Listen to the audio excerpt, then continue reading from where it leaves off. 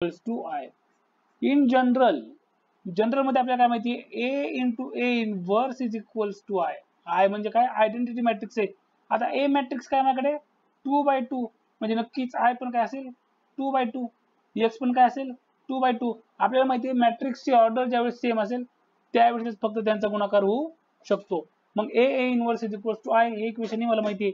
म्हणजे थोडक्यात मी काय सांगू शकतो, या दोन इक्वेशन, याला एक म्हणतो आणि याला दोन म्हणतो, तर या दोन्ही इक्वेशन मी थोडक्यात काय सांगू शकतो की एक्स जो असेल तो ए इनवर्स एवढाच असेल किंवा ए इनवर्सच असेल. ठीक आहे. आता ए इनवर्स काढू. आता ए इनवर्स काढायची मेथड काय, ए इनवर्स काढायला मी काय करतो 1 determinant of A into adjoint of A. आता डिटर्मिनंट ए आपण इथं सिंपल काढू शकतो.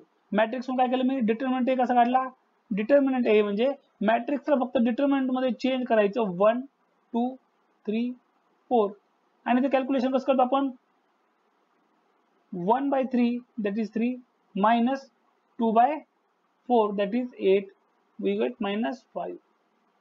म्हणजे डिटर्मिनंट किती झाला -5 झाला. ठीक आहे. आता ऍडजॉइंटचा प्रश्न राहिला. आता ऍडजॉइंट कसं काढणार मी, सिंपल आहे. मॅट्रिक्स आहे माझ्याकडे 1 2 4 3.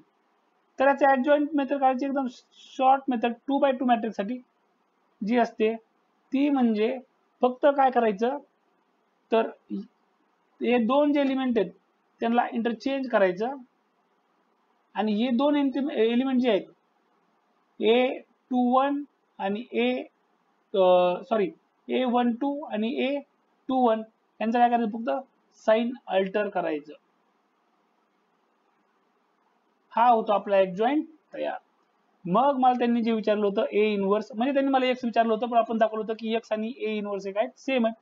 तर is equals to determinant of A that is -5 matrix. आता ऍडजॉइंटचं काय केलं मी 3 -2 -4 ठीक आहे. हे उत्तर आलं माझं. पण मी ऑप्शन मध्ये जर पाहिलं तर ऑप्शन मध्ये मला पहिल्याच मला दिसते की प्रत्येक वेळेस काय केले 1/5 हा टर्म त्यांनी कॉमन घेतलेला आहे. माझ्याकडे काय येतं 1/-5 किंवा -1/5.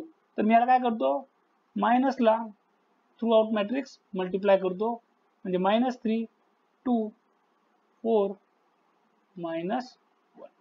ठीक आहे. हे आन्सर आलं माझं. मग आता मी जर ऑप्शन चेक केला तर ऑप्शन नंबर सी जो आहे तो माझा आन्सर आहे.